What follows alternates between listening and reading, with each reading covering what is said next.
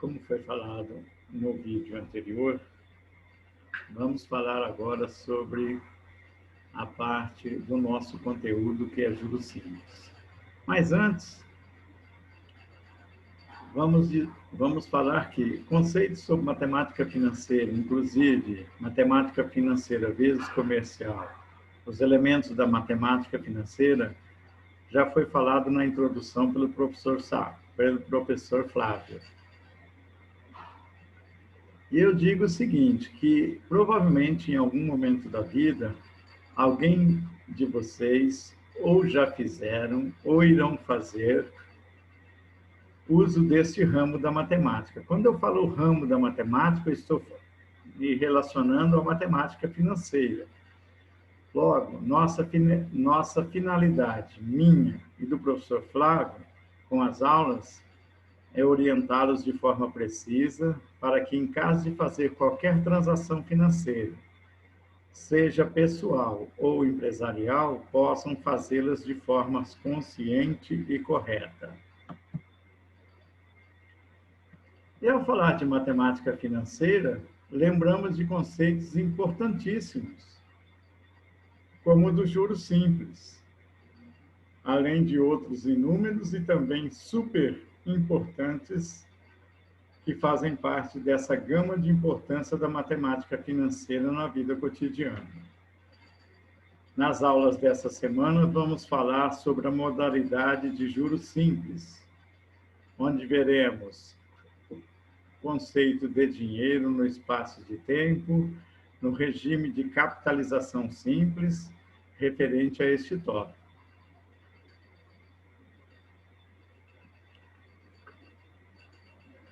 Então, pessoal, já falamos um pouco da importância da matemática financeira. Vamos, então, passar para o conteúdo. Alguns conceitos importantes faz-se necessário saber, pois são aplicáveis durante todo o estudo da matemática financeira. São eles: capital inicial, valor principal ou valor presente. Esses são todos a mesma coisa. É qualquer valor financeiro usado na transação inicial de uma determinada operação financeira, seja ela em moeda corrente ou bens comercializáveis, que estão disponíveis em determinado momento. Então,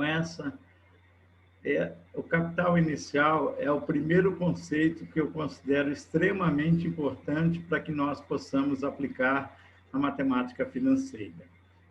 O outro, juros. O juro é uma contrapartida, ou seja, o valor que se paga pelo empréstimo ou uso de determinado valor em moeda. Ou recebe por ter emprestado a alguém um determinado valor em moeda. Tanto quanto se empresta ou toma emprestado um determinado valor, faz-se necessário contratar o prazo e a taxa.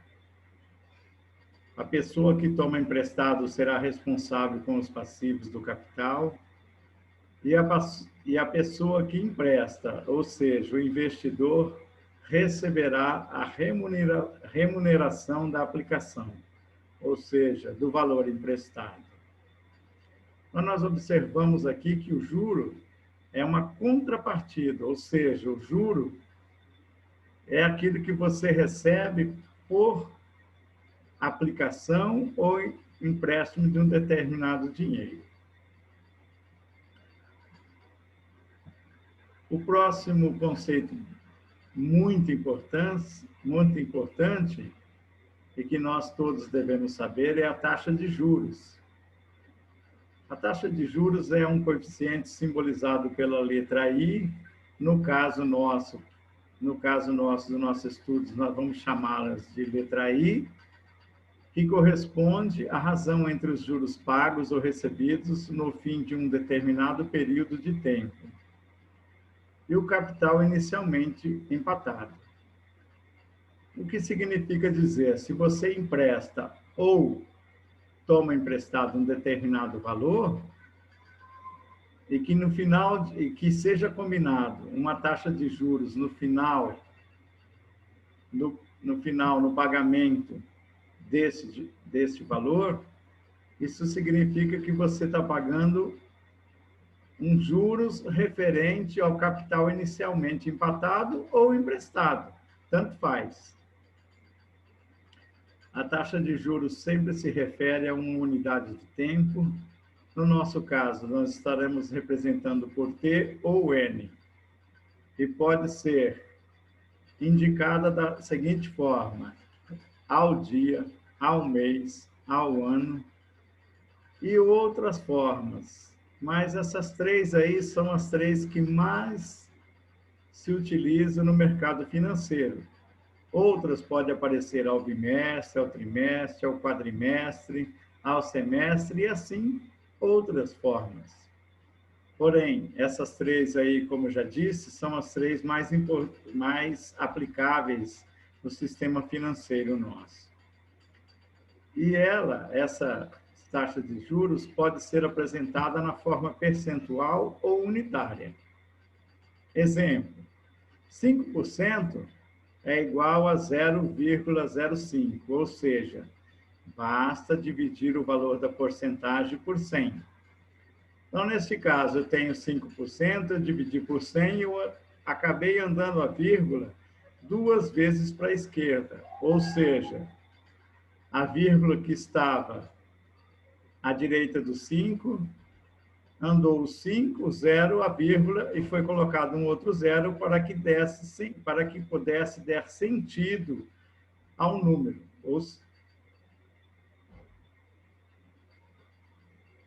Então, T, N e I, e ainda o tempo, que pode ser representado pela letra T ou N, e I, que vai representar a taxa, devem referir-se sempre ao mesmo período de tempo, ou seja, à mesma unidade. Coloquei aí 2 exemplos. 2,5% é igual a 0,025. Como a vírgula estava à direita do 2, ela andou o 2 e mais um 0.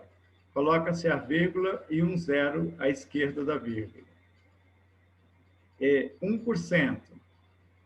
1%, a vírgula está à direita do 1, então eu andei o 1, o 0, coloca-se a vírgula e coloca-se um 0 à esquerda para que se dê sentido à unidade. Ou podemos também fazer aquilo que já falamos, dividir este valor por 100.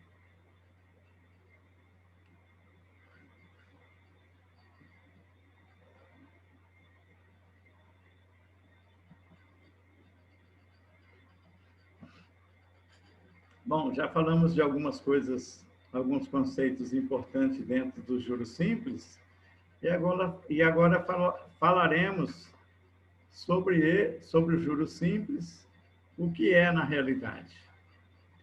Então, no regime de juros simples ou capitalização simples, é quando o percentual de juros que nós já vimos atrás ali incidir apenas sobre o valor do capital do valor principal ou capital inicial, sobre os juros gerados a cada período. Não incidirão novos juros, e dada uma taxa para certo período de tempo. O que eu quero dizer aqui? Que o juros simples ou capitalização simples é quando o percentual, quando os juros combinados incidir apenas sobre o valor principal que nós também chamamos de capital inicial. No juros simples, o dinheiro cresce linearmente ou em progressão aritmética com o passar do tempo. Os juros de cada período são sempre calculados sobre o valor inicial, não havendo incidência de juros sobre juros. O que quer dizer isso? Mesmo que você aplique um valor ou você tome emprestado um valor por mais de um mês, ou seja, vários meses, e se for combinado que os juros será simples e que eles serão incididos e que eles terão incidência sobre o valor inicial, significa que não haverá a incidência de juros sobre juros nesta modalidade. Então, se emprestar um valor X ou tomar um valor X e for combinado juros simples, todo mês o valor dos juros será sobre o capital inicial que foi tomado emprestado ou que foi emprestado. Considerando um capital C aplicado a juros simples e a taxa I durante N períodos de tempo, é possível deduzir a seguinte fórmula de juros após N períodos de aplicação. Sempre lembrando que essa aplicação refere-se aos juros simples. Então, todo o valor combinado dos juros será sempre ao valor da aplicação inicial ou da tomada de empréstimo inicial. Então, juros após um período. Temos aqui que é igual a capital vezes taxa. Juros após 2 períodos. Capital vezes taxa mais capital vezes taxa. Somando as duas, me dá 2 vezes o capital vezes a taxa. Juros após 3 períodos. Capital mais capital vezes taxa, capital mais taxa, mais capital vezes taxa, que é igual, somando as 3, são 3 vezes o capital vezes a taxa. Juros após N períodos, ou seja, um período qualquer, será igual capital vezes a taxa, mais capital vezes a taxa, mais reticências, ou seja, as reticências estão indicando aqui que são N períodos, mais capital vezes a taxa, que é igual a N períodos,